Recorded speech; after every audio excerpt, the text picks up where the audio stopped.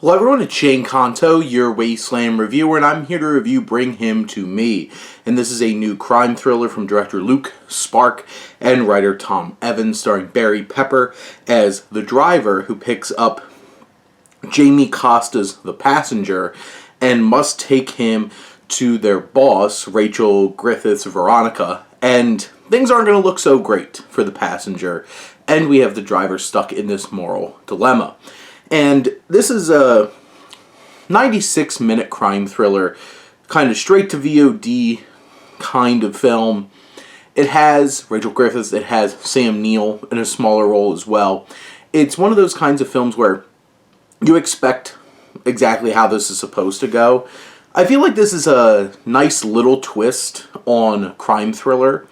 It isn't about like the job or trying to get away with it. It's this inevitability of bringing this young man to danger, bringing this young man to his own execution. And you feel that moral dilemma that's weighing on the driver. And Barry Pepper does a great job with his performance in this film. He's very believable. This film's very gritty and intense, and Barry Pepper's a great fit for this role. He's been a great character actor for a while now, most recently popping up in Bass Reeves. And here, he sells this character very well. Costa does a fine job here. There's also some like really distracting accents though. Like, Sam Neill plays Frank, and you could definitely tell he's trying to put on an American accent. And then like Rachel Griffiths is doing this really thick Boston accent. And she's supposed to be extremely intimidating.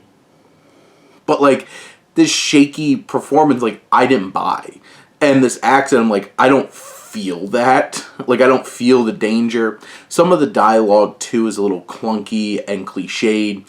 And I'm like, when there's supposed to be, like, this big, tense moment, you're just kind of like, okay.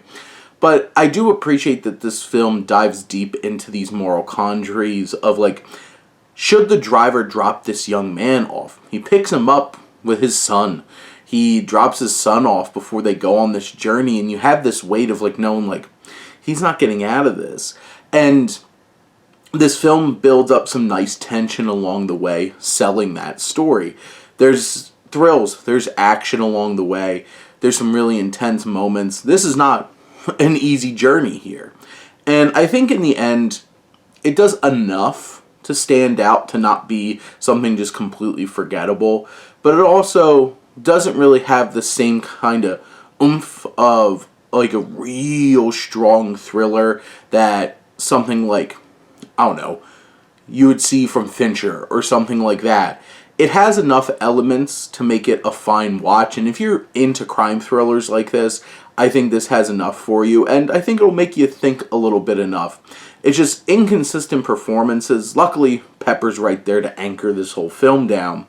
But this comes off more as a middling kind of, well, if I'm into this kind of genre, I might have a fun time with this, but it's not really going to get any new converts to the genre of crime thriller. So in the end, this is a soft kind of recommendation to anybody out there who's really into the genre. It has that gritty feel. It has that grungy kind of feel. It just, there could have been more and more consistency to elevate this one beyond, you know, this is a fine film. But those are my thoughts on Bring Him to Me. Let me know what you think and let's talk some movies. But thank you as always for tuning in and supporting your Wasteland reviewer.